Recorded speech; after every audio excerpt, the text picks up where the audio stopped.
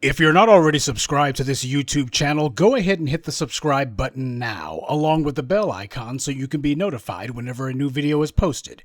And if you're already subscribed, check and make sure that YouTube hasn't unsubscribed you. And of course, be sure to give the video a like, as well as share it on your social media. The white supremacists hate that. You know, it takes a special breed of low-down individual to be a bootlick. If you're going to be a bootlick, you got to be a real bottom-of-the-barrel, covered in slime and maggots kind of individual, and you got to like being that way. See, to be a bootlick, you got to look in the mirror on the few occasions you can summon enough stomach to do so, and you got to absolutely despise what you see. The average bootlick, they have this imaginary daydream where when they look in the mirror, they think that they're looking at a dark-skinned European. That's how they see themselves. And they see black people through the exact same lens of contempt as their white media paymasters.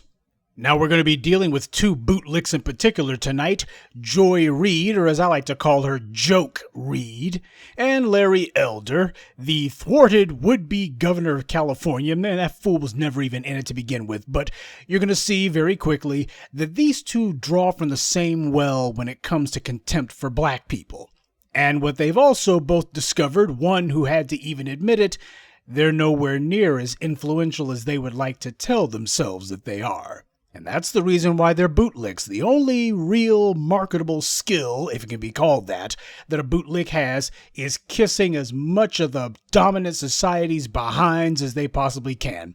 That's the only skill that they have. And that's the reason why, whenever they get reprimanded by their white liberal pals, or in the case of Larry Elder's, his white GOP pals, they don't dare give a peep in response. They just take those lickings and they say, "Thank you, boss." The bootlick is pathetic, perverted, demented, despicable, but also dangerous, because the bootlick is who the white media uses for their propaganda to try to speak for you and me. And the bootlick always signs off on whatever it is that the white left or the white right intends to do against black people. They always endorse and justify and dignify and glorify whatever the program is of white supremacy. Now, the first one that we're going to deal with is Joke Reid. She's decided that she's going to try to kick up a little bit of dust, a little bit of phony hysteria about Nicki Minaj, of all people. Apparently, Nicki Minaj was claiming that a friend of a friend had some sort of testicular swelling and that, I don't know, either they're infertile or they dropped dead or whatever the hell it was. I don't even know because I don't care. I wouldn't have known about it if Joke Reid and her pals in the white media had not tried to make a thing out of it. But that was the entire point, because that was the actual operation. But Joke Reid decided that she was going to show out for the white media. She decided to carry water for her white media bosses, and she had a message for Nicki Minaj, because Joke Reid is the self-appointed protector of the community, though I'm not sure what community she's protecting, because as an immigrant and one who sees herself as basically a white liberal in drag, I'm not sure what community Joke Reid thinks she's speaking for, but here's what she had to say. And people like Nicki Minaj, I have to say this. You have a platform, sister, that is 22 million followers. Okay, I have 2 million followers. You have 22 million followers on Twitter. For you to use your platform to encourage our community to not protect themselves and save their lives, my God, sister, you could do better than that. You got that platform. It's a blessing. It's a blessing that you got that people listen to you, and they listen to you more than they listen to me. For you to use your platform to put people in the position of dying from a disease they don't have to die from. Oh, my God. As a fan, as a hip hop fan, as somebody who is your fan, I'm so sad that you did that. So sad that you did that, sister. Oh, my God. Did you get all that? Oh, my God. Oh, Lord. What is we's gonna do? Lord, I'm catching the vapors. Nicki Minaj posted something on Twitter that I didn't like. What is we gonna do? What is we gonna do? Joy Reid said, "Sister," more times in this 1-minute clip than I've heard her say probably over the course of years. In fact, I can't really think of the time she's decided to try her sister girl routine out. I guess the same white advisors who were giving Kamala Harris all of that sage counseling during her failed presidential run, I guess that some of them must moonlight working as producers over at MSNBC. I wouldn't be surprised. But look at what Joy Reid, sister, you got a platform. Only thing she didn't say was, you should be grateful. You should be grateful these good white folks gave you a platform. That's what she basically was saying. I don't know why she didn't just go all the way with it. Go ahead and take the stupidity home. Lying saying things to the community, endangering people's lives. You know, whenever it comes to black people, everything is racially pathologized. Black people are just one gigantic gestalt, just one gigantic human herd of ignorance and stupidity as the white media chooses to try to portray us, and as Joke Reid is hoping to reinforce. When it comes to black people, everything is pathologized. It's the group. When it comes to white people, on the other hand, it's an individual failing. If some white celebrity says something about the vaccine that Joy Reid doesn't agree with, well, that's an individual failing. It does not reflect on the white community as a whole, and you definitely don't see anybody out there trying to put forward the idea that either Governor DeSantis or Governor Abbott or Donald Trump, with these guys, they need to answer to the white community. No, they ain't racially pathologizing that. It's just, here's some guys who are saying some stuff that Dr. Fauci disagrees with. And it goes no farther than that. The talking point that black people are the epicenter of the COVID outbreak is a lie. But it's a lie being pushed by both the white left and the white right through their respective propaganda outlets. The racist lieutenant governor of Texas, Dan Patrick, lied through his teeth a month ago in saying black people were the reason that COVID was out of control in the Lone Star State. By the way, Lieutenant Governor Patrick was also the same moron who last year was demanding that businesses in Texas not be forced to shut down because of the quarantine. As he put it, old people were willing to die for the economy. We don't need to be hurting ourselves trying to keep the ERs and the ICUs from overflowing with all of these senior citizens. Why, old people in Texas, they're willing to die for the economy. Well, as we all saw how well that worked out, only a week or so after Patrick's little brain fart, Governor Abbott announced that the state was locking down the businesses. Lieutenant Governor Patrick didn't have anything to say after that. But nobody was pointing out that the vast majority of fatalities from COVID-19 are white people. And how Lieutenant Governor Patrick, he's endangering the white community, harming the white community. White people need to, as many white people are dying and white people are refusing to get vaccinated or refusing to social distance. Oh man, what are we going to do about all these white people dying? Nobody's racially pathologizing that. But the white media is going to send their media mammy, Joke Reid, out to do their dirty work, and she does it by drawing from the same racist well as Dan Patrick. Oh yeah, the kind of talking points that you thought were relegated only to the online sewers or the cable news toilet bowls, of which MSNBC is one. But you think the right was the only ones who deal in that? You got Joke Reid showing you, nah, the left does their own version of it. They don't say black people are responsible for all the spread of this COVID. They just take that as a given. They start off with that as a given. They don't have to say it because they then use their reporting with a slant that, well, it's already a given. It's already can be taken totally for granted that black people are the epicenter of the COVID outbreak and spread. And that being the case, you're telling black people that they should be hesitant about the shot. You're saying things that might cause them to be hesitant. And because of that, the black community in particular needs to especially be lined up for it. That's the way they do it.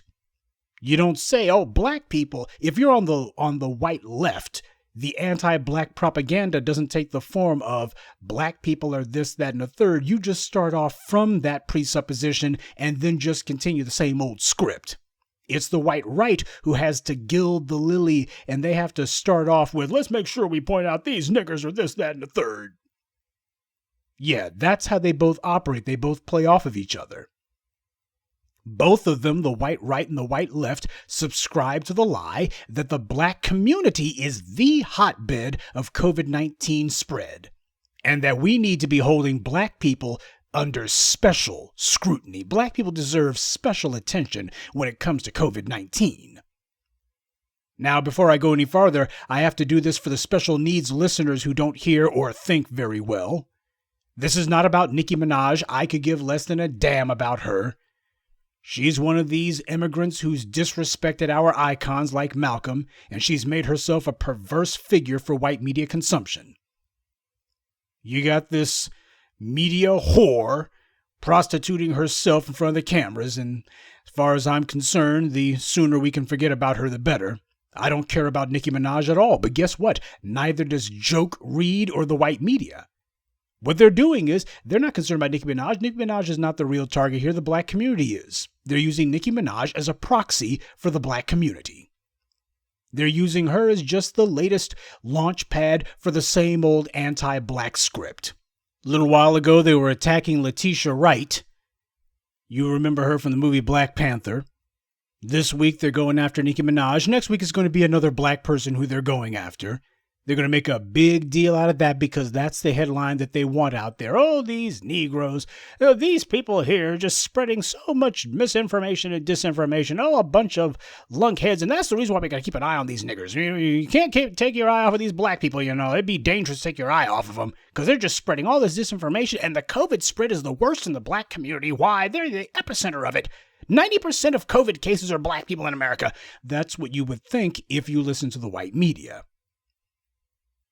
They think that they can get Nicki Minaj to be just another launch pad, yet another springboard to push their talking point into the news cycle again to keep up that steady drumbeat. This isn't about Nicki Minaj. It's about reinforcing an anti-black media narrative to get people to not focus on the facts. And why is it that they're making such a do about Nicki Minaj? There's celebrities with a lot more followers than her, and nobody's coming down on them because it doesn't fit the narrative. Plenty of celebrities out there who have been spreading disinformation about the vaccine, who have been telling people, I ain't going to get the shot. They don't talk about Tom Hanks' son, Chet Hanks, you know, Mr. White Boy Summer himself. He said he ain't going to get the shot. His father, Tom Hanks, was among the first celebrities who caught it last year. And yet the white media ain't making a big deal of it. Tom Hanks, who's a senior citizen, by the way, and one of the first celebrities to catch COVID, and his son is running around saying he's not going to get the shot and telling people I ain't doing it. Oh, what a shame, what a shame. The white community, what a shame. What is wrong with the white community? Nobody's doing that, and they're not going to. Joke Reid doesn't have any lectures for Chet Hanks. And neither does anyone else in the white media. Nope. Nobody in the white media is going to be getting on their soapbox and using it as a platform to wag their finger at the white community. And by the way, if you watch the video which I posted on my Twitter feed, you can see Joke Reid wagging her finger literally. While the two white men who she had on her segment, you can see them just smiling and cheesing. Oh, they were loving every minute of it. Oh yeah, it's time to lecture the black community some more. Everybody else, we're going to give an analysis of, or we're going to give some sort of thoughtful commentary about the black community. No, we just need to lecture them. We need some lectures. Wag your finger a lot. She's actually wagging her freaking finger. Literally. I ain't making that up. She was. I mean, talking to Nicki Minaj, but remember, Nicki Minaj is a proxy for the black community. She was actually talking to the black community, just using Nicki Minaj as an object, not the subject. And how does she talk to the black community? How does Joke Reid talk to the black community? Like a bunch of children. Talking like she's scolding a bunch of children, a bunch of ignorant little brats. That's how she talks to the black community. Not like people with intelligence, but in other words, we're going to talk to the black community like they're just a bunch of ignorant little babies and they don't know any better and they need some adults to tell them. Yeah, whenever it comes time to talk to the black community, it's going to be get your booty to the polls. We're going to have some barbershop talk about COVID. Wag your finger, and if you knew any better, oh, shame on you, shame, shame, shame. What's wrong with you? Yeah, that's how they talk to the black community, like children. Jim Carrey became the poster child for any sort of vaccine hesitancy, any sort of telling your kids not to get inoculated. He became the poster child for that. Nobody's pointing out that, hey, if celebrities are to blame for vaccine hesitancy, then patient zero was Jim Carrey. Nobody's bringing that up and saying, oh, this is the legacy of this white man who has spent years planting doubts into the public mind. Nah, nobody's doing all that.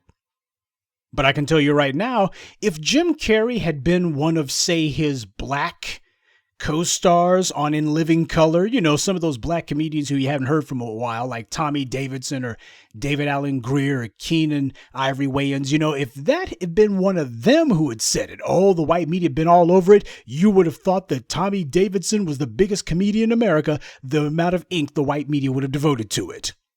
They would have been all over it. If you had a black celebrity who was out there telling people, I don't know why the world they're giving these kids shots in California. Don't you know how dangerous? If he had been the one, if any of them had been the one doing it, the white media would have brought that stuff up. You would have been seeing some of their greatest hits, just a highlight reel of, oh, look at all of this disinformation about vaccines and inoculations that these people are spreading.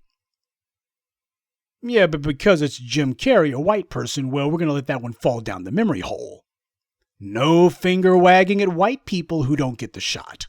No claims that the white community is in particular peril.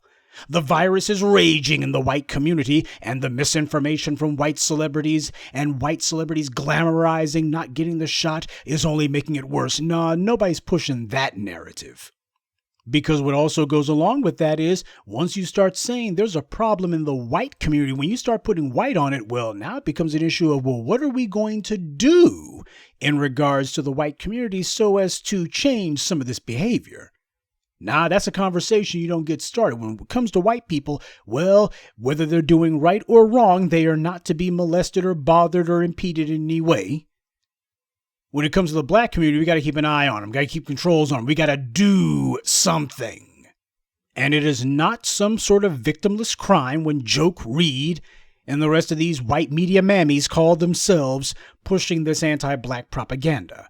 Because what goes right along with these asinine little commentaries that they give is also, what's the discussion going to be on how we're going to get black people to get the shot? What are we going to do to coerce them, to drive them to it, to make it where we bring as much pressure on them as possible? You're demonizing black people in the public mind, making it where black people are being associated with a deadly disease, with a deadly virus, and making it seem as if black people are the reason that it's raging out of control when black people are the minority of those who have it and the minority of those spreading it.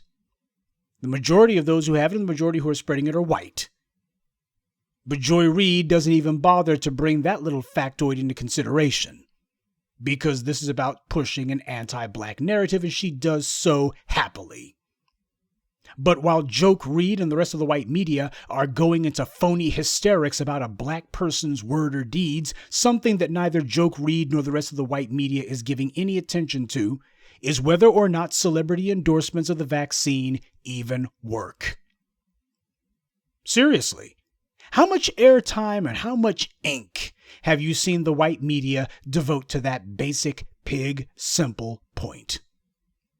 As much kvetching and wailing and gnashing of teeth and as much whining and moaning as the Reids and the others in the white media have been doing about Nicki Minaj, why, you would think that celebrity endorsements are the single greatest driver of the public getting the vaccine. You would think that the difference comes from the celebrities. Why, if you can get Beyonce to say get the shot, why, people would be lined up around the block before the end of business today. That's what you would think to hear the white media tell it, the way that they're going into hysterics about Nicki Minaj. You would think that celebrity endorsements make the world go round.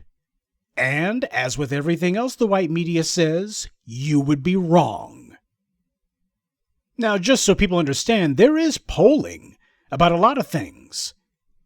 Things that are completely inconsequential and inane, and things that are actually of real importance, and everything in between. And of course, when it comes to polling, there are also polls when it comes to whether or not celebrity endorsements actually have any impact on the public's willingness to get the vaccine. Whether or not people are willing to get the shot.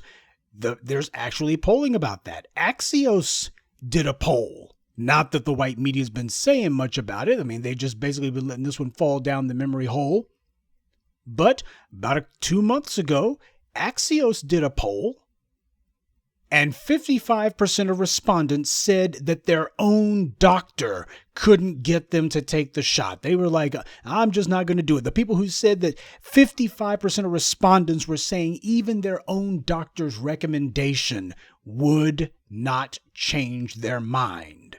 And a whopping 70% said that no public figure or celebrity, which is the same thing in this day and age, that no celebrity endorsement could get them to take the shot either. 70% of the people who said they were not going to do it, they said, even if you put a celebrity, my favorite celebrity wouldn't change my mind. So we got polling on this. Not that the white media gives any attention to it, because that wouldn't fit the narrative. If Joke Reid is going to be running around making it seem like the black community is hanging on Nicki Minaj's every tweet and Instagram post, then at the very least, shouldn't she have something resembling at least some sort of evidence to back up why she's so hot and bothered about it? If you're going to make a big deal about it, shouldn't it be based on something? And by the way, they're not the only ones. Axios ain't the only ones who have talked about this. No less than the New York Times did a CYA story about it back in May, a one-and-done piece. They asked the question if celebrity endorsements actually help to boost COVID inoculations or not. And what was the New York Times findings, the paper of record? What did they find? They found that celebrity endorsements didn't boost COVID inoculations at all, didn't move the needle at all. They even asked a disease expert about it, and their experts said that people don't give much weight to celebrity endorsements. Well, of course not. You didn't need to ask some doctor about that. Hell, celebrities endorse soft drinks, fitness machines that don't work, cars that break down. Celebrities endorse all kinds of crap. Hell, stay up late and you can see a whole litany of washed up Z-listers endorsing everything from phony weight loss powder to horoscopes. Celebrities endorse everything. Only an idiot thinks that the public listens to them, which explains why the white media is trying to push this narrative. The white media is dumb enough to think, well, we spent money getting this goddamn celebrity to push our brand of jeans or our breakfast cereal. God dang it, it's got to count for something, right? But the New York Times piece quotes their expert as saying, for the most part, we still listen more to our peers than to some figurehead. There you have it. From the New York Times. All the lies, news that's fit to print. The New York Times reported on this months ago. Celebrity endorsements have no impact on the public's choice as to whether to get vaccinated or not. So you ain't got to take Professor Truth's word for those clowns and lurkers and trolls and morons who happen to be slithering around these parts. Oh yeah, the shea butter bootlick crowd. The ones who hang on Joke Reid's every asinine utterance. Those of you who just want to argue for the sake of argument, go ahead and argue with the New York Times. I know you don't argue with anything the white media tells you, so for any of you wannabe bootlicks out there who are hearing this, why don't you go ahead and tell the New York Times, you guys are wrong. People hang on celebrities every word. Nicki Minaj, why? There are millions of dumb Negroes, people in the black community who will not get the shot now because of her. New York Times just got through telling you. Nope, celebrity endorsements don't move the needle, have no impact. Peer groups is who people actually listen to. There's been a lot of talk about all that stuff around Facebook and such, but how do you think the majority of people who are hearing this or that information on Facebook, whether real or not, true or not, how do you think they came into contact with it in the first place? Because it was suggested to them by other people in their circle, people who they actually do trust. Oh, there is a conversation to be had when it comes to the endorsement of the vaccine, but celebrities aren't part of it. But then again, if you start asking questions about, well, when we start getting granular about it, and get away from the Negroes who get their bread and butter and every crumb of their daily bread from the white media and start talking to folks in the black grassroots, what would they say? What ideas and feelings do they have about the medical establishment? How do they feel when it comes to doctors? You got an entire medical establishment that has no problem with black people dying right there in the waiting room. They'll see you having a heart attack and tell you you're fine. Just get the hell out of here. Go home. And then you got people turning around later and saying, hey, these doctors say you should do X, Y, Z. Trust them. You mean the same ones who are letting black folks die in front of them? I told you about David Satcher and the study that he did, talking about the hundreds of thousands of black people who die every year due to inadequate or just complete lack of medical care. And they're dying because of the fact that the doctors have shown complete contempt for black life. And yet here we are in a situation with a pandemic that's raging, and you got people saying, trust the doctors. And then going, can't imagine why black people aren't doing it. Have you asked black people about their experiences with doctors? About medical racism? That's the conversation to be had, but it ain't a conversation that Reid's going to be having. And Kamala Harris won't be recommending it either. Or Barack Obama. Oh no, when it comes to dealing with the heart of the matter, if there is vaccine hesitancy in the black community, you might want to be asking, what kind of experiences have black people had with doctors? What kind of experiences have black people had with the healthcare system in the United States? That's the conversation to be had. Yeah, but if you do that, well, then people, a lot of them, most of them white, have to get punished. So that's a conversation we're not starting. Better to talk about Nicki Minaj instead. But just for the record, if you need actual evidence, here it is from the white media Axios and the New York Times saying that celebrity endorsements make no difference to whether or not people choose to get the vaccine shot or not. It makes no difference. The public doesn't care. New York Times reported that months ago. Joke Reid is in New York City. That's where MSNBC studios are at. And yet she is losing what little mind she might have had because of something Nicki Minaj posted online. Something that most of us wouldn't even have known about had the white media shill not mentioned it. But of course, that was the entire point. Find some bizarre, off-the-wall, crazy statement from some black celeb, post it everywhere, and then treat that as deadly serious. Treat it as if, oh, people are going to take this seriously. Black people. Oh, we know that this is crazy talk, but black people take this seriously. Why black people sit on pins and needles anxiously chewing their fingernails, awaiting the next tweet or Instagram post from Nicki Minaj. Why, she's a goddess to them. Why, they hang on her every utterance, don't you know? That's how they treat the black community. Because that's the image that they want to promote and push and maintain in the public mind when it comes to black people. That's why Reid was acting as if black people are actually going to make decisions based on anything that Nicki Minaj says. I make healthcare choices based on what Nicki Minaj says. It's not true, but it's a matter of we want to project and put that out there anyway. Acting as if this is the reason black people aren't lined up around the block to get the shot. That's why they had to have a black woman in particular spew this nonsense. That's why they had Joke Reid do it. Now, you can't have Jonathan putting on his cape heart.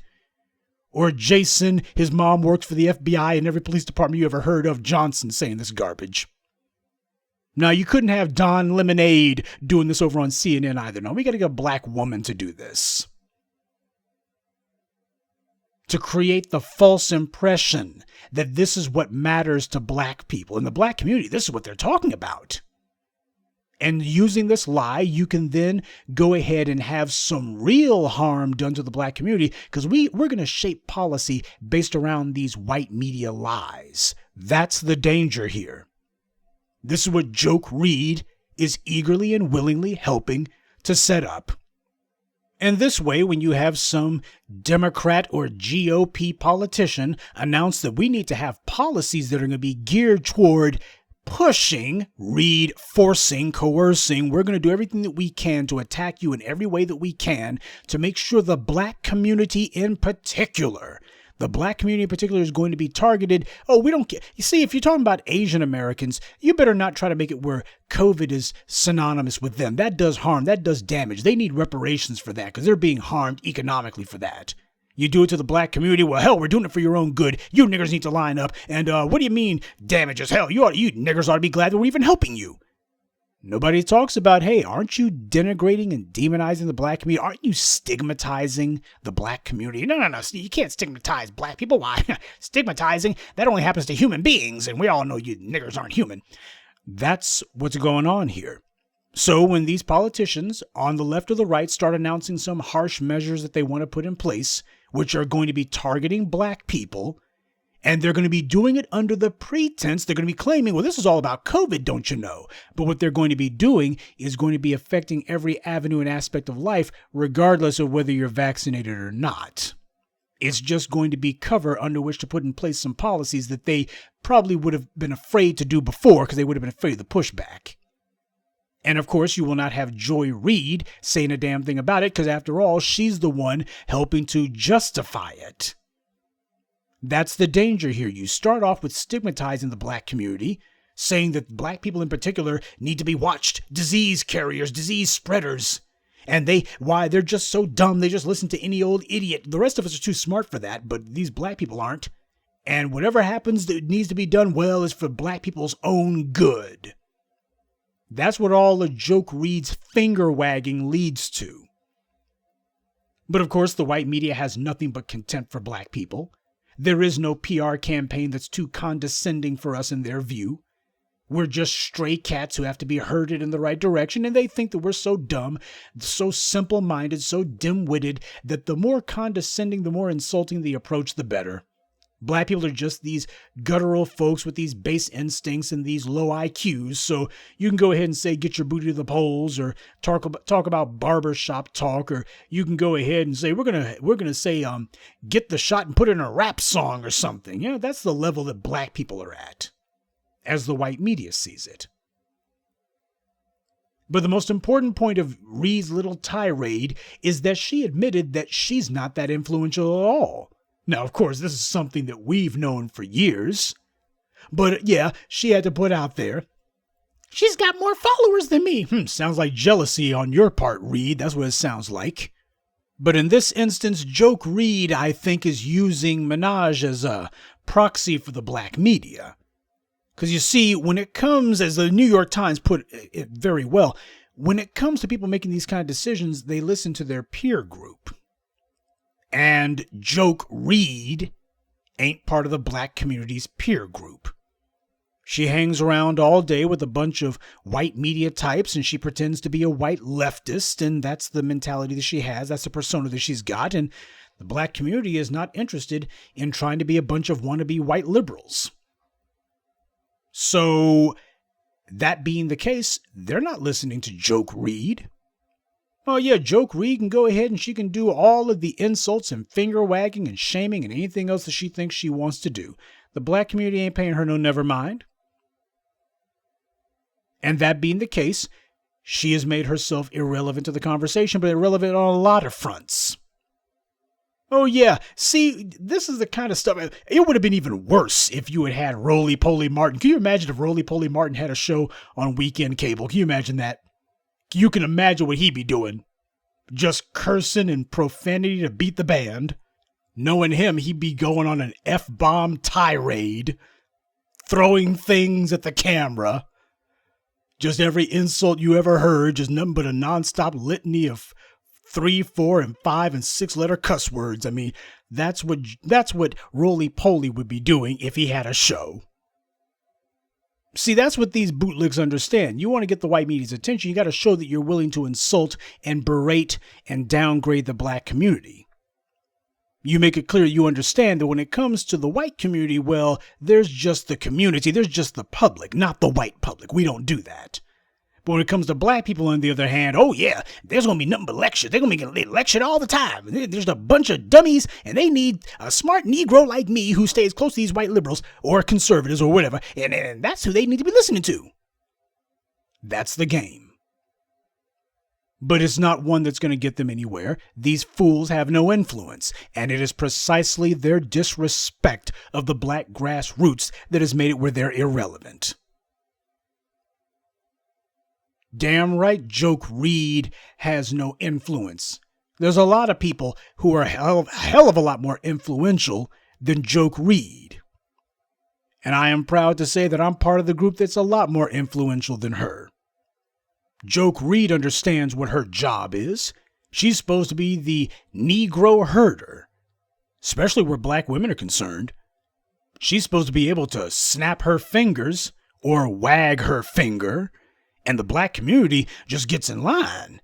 She says something and we're supposed to actually be listening or acting based on what the hell she says. And then this idiot, in a moment of honesty, only a moment, admits what we've known all along. She ain't influential at all. And that's the reason why she carries the water for her white media paymasters. Because this is all she's got. And speaking of another idiot who it's all they've got, the second subject is Larry Elder. He has spent decades humiliating himself and just making a royal fool of himself on print, on television, and on the internet for a couple of decades now. I mean, as far as he's concerned, I guess he figures to himself that he must not be very coordinated. Putting on the tap dance shoes, that wouldn't be an option for him. I don't have any rhythm, and yeah, I'm kind of awkward, 2 left feet. So putting on the tap dance shoes ain't gonna work for him. Oh, but he will. He's got a tongue that must be made out of cast iron because he's been licking these white supremacist boots and backsides for decades now, and apparently his tongue ain't worn out and never gets tired, so I guess that's his skill set. Oh yeah, if this guy is a meat puppet to say the most outrageous stuff, and because of the fact that there happen to be people who work in the white media who are willing to give this guy a book deal and give him a little radio show, it shows that there are people with money who this is a message they want to hear, and that this is a message that they want out there. Ridiculous as it is, asinine as it is, this is a message that there's more than a few people who want to hear this. They know it's a pack of lies, but as far as they're concerned, he's saying the right lies, and that's all that matters. For a while there, Larry Elder thought he had himself a nice little hustle going, didn't he? And perhaps he did, but these bootlicks always think that they're on the team, and they always eventually go a step too far. As we all know, Larry Elder decided to throw his Burger King crown in the ring and run against Gavin Newsom. The Republicans were trying another recall election. I guess they figured it worked in 2003. They might as well go ahead and try it again. This is what happens when you're a political minority with no chance of ever actually getting in office. You get reduced to these asinine stunts where you're trying to figure out, how do I get office without having to get 50.1% of the vote? I can't get a numerical majority of the vote. Majority of voters will never go for me. Is there some sort of procedural or technicality that I can use, one that won't require me to get 50.1% of the vote? And that's the reason why recall elections are so popular with Republicans in California. If they didn't do this, what the hell would they have? Last time Republicans pulled this stunt was 2003. But in that election, you had different circumstances. For starters, you had a governor who basically was not as well plugged in with the California machine as he probably needed to be. Not to mention he was kind of a dull wire, Gray Davis. Not exactly a live wire. This was not a guy who had any sort of charisma or life to him. He seemed more like a tax lawyer who stumbled into the governor's office. But what you also had in 2003 was a white candidate who was the ostensible frontrunner, Schwarzenegger. Not to mention, Schwarzenegger had higher name recognition, and he didn't have the baggage that Larry Elder brought with him. Elder completely failed to unseat California Governor Newsom. No matter what asinine fantasies they've been telling themselves about the polls are saying that Newsom's in trouble. Stop it. Stop. White media loves to make a horse race out of every election, no matter how clear it is who the winner is going to be. They make a horse race out of it because that drives ratings. That's a ratings winner, so that's why they keep doing it. Even when they know from the jump, man, you guys don't have a chance. They're going to go ahead and play along with it anyway because they know people will watch. And while as black people, neither candidate's on our side, Newsom ain't on our side either. Larry Elder, the guy's a buffoon. The danger with Larry Elder is I think that he'd be probably running around South Central with an assault rifle saying, I'm governor now. I'm gonna kill some of you niggers. And I'm gonna pardon myself afterwards. And by the GOP, they'll nominate me for president after this. That's the danger of putting Larry Elder in the governor's office. What's that old saying about gangbangers? The only thing worse than a real gangbanger is a wannabe. Because the wannabe will do anything to try to convince people that they're the real thing. Only thing worse than a dyed-in-the-wool, non-melanated white supremacist is a black person trying to convince you that he's a white supremacist, because he'll go over the top with that mess, and that's where Larry Elder comes in.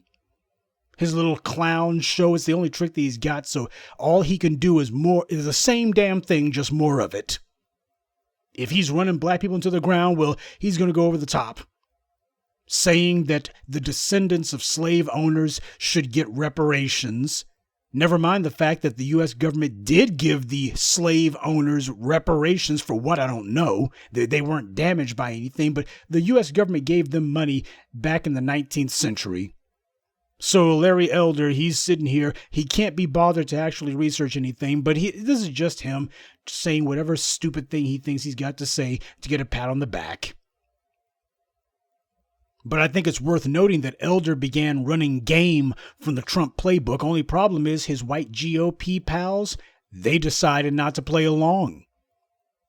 See, while Larry Elder has been setting up his inevitable concession speech for a little bit over 2 weeks now, and he was all prepared, just primed to blame imaginary voter fraud, his Republican pals are blaming him.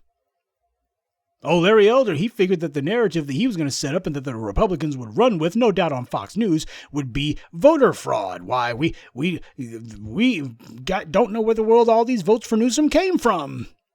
Oh, he's so unpopular. Why, if he wins, it's got to be fraud.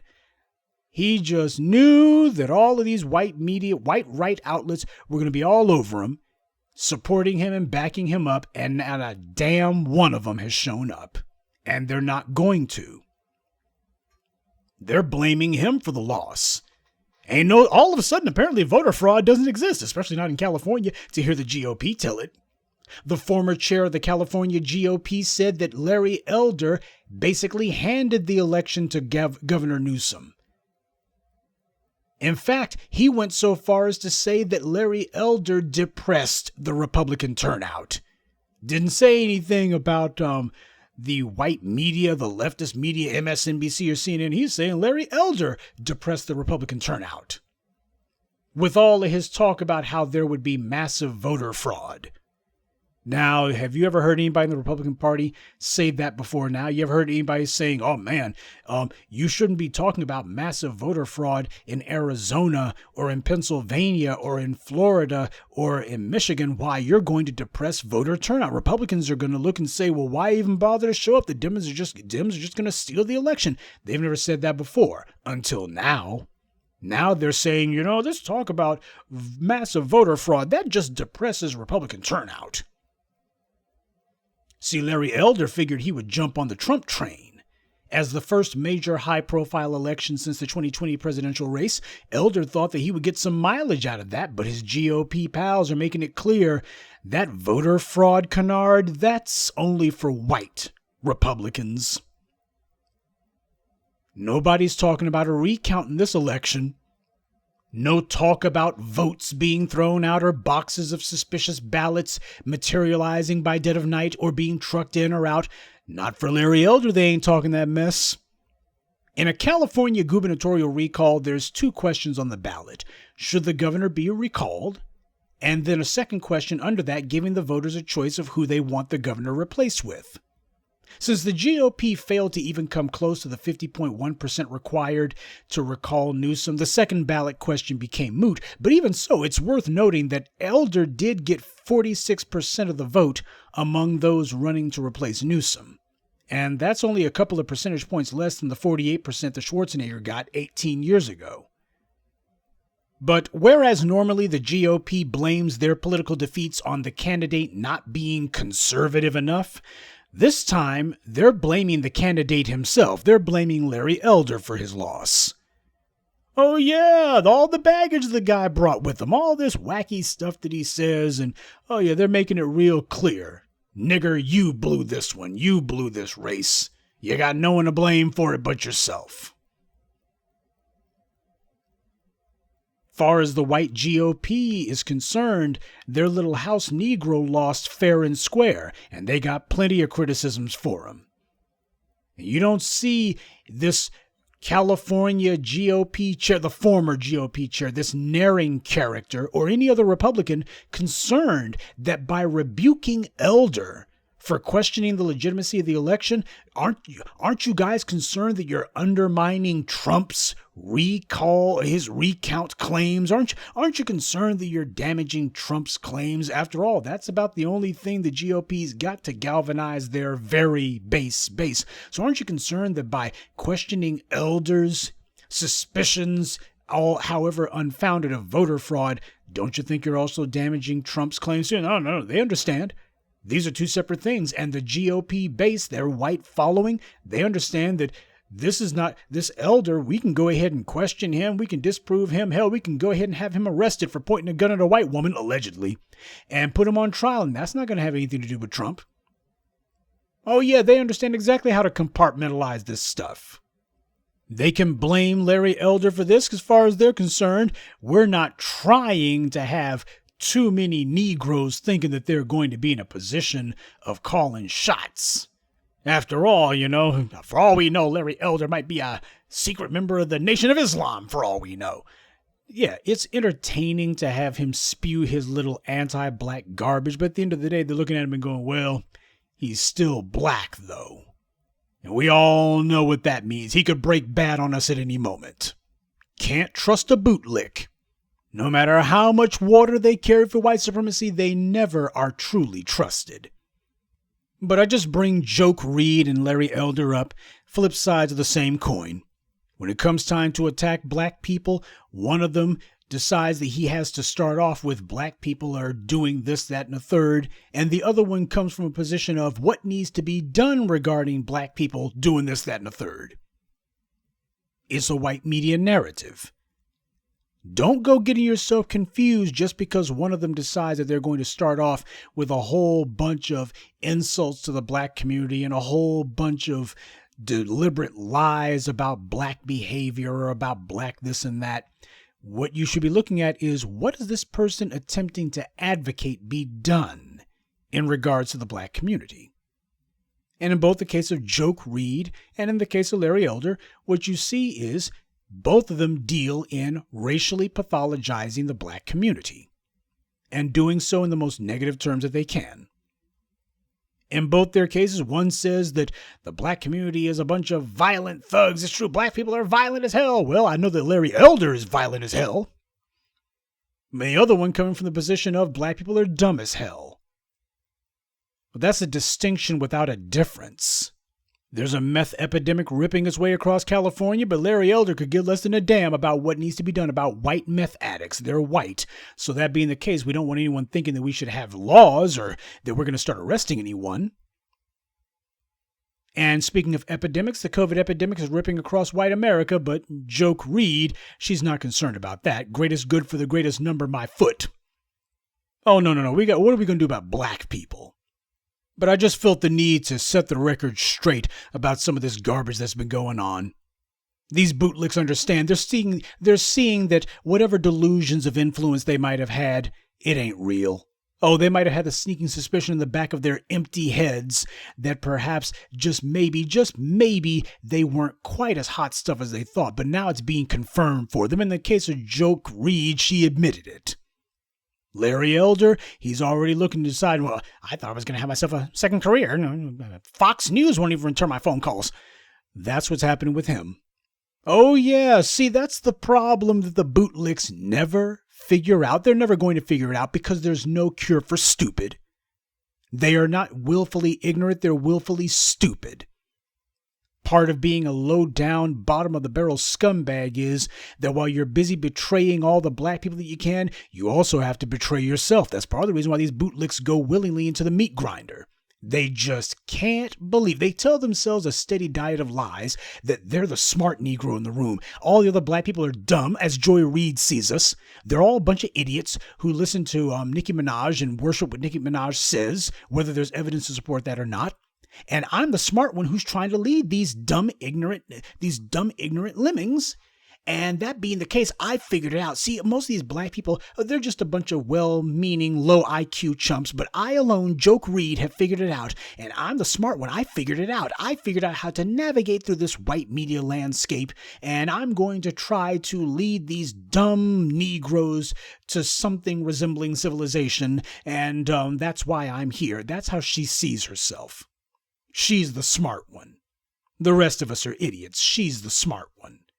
And that's the reason why she cannot believe that she's actually the first one who's going to wind up getting kicked off the doggone island. She can't believe that. She has convinced herself of how smart she is. Why, after all, these white media folks, they've given her a TV show and they're paying her more than minimum wage. And so as far as she's concerned, why, I've made it. 'Cause I'm so smart. Same thing with Larry Elder. Well, why, if I wasn't smart, how did I get these white folks to give me this radio show? And how did I get them to give me money to run for governor of California? It's because I'm smart, you see. No. The only reason that the bootlick gets a couple of shillings from their white media masters is because they are willing, feculent, perverted little tools. They are willing to be tools that the white media can use to attack the black community. They are willingly lending themselves to that purpose, knowingly lending themselves to that purpose. You're not smart, Joke Reid. You're not smart, Larry Elder. You are a tool.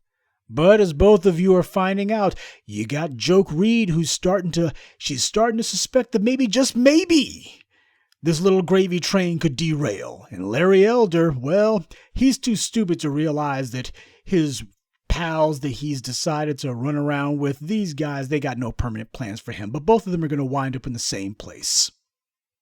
They're both going to wind up on the garbage pile. Because those of us over here, the black grassroots, the people who apparently aren't as smart as Joke Reid and Larry Elder, we understand something that those two brain-dead morons will never figure out. When you decide to be a tool for white supremacy, well, white supremacy always breaks their tools.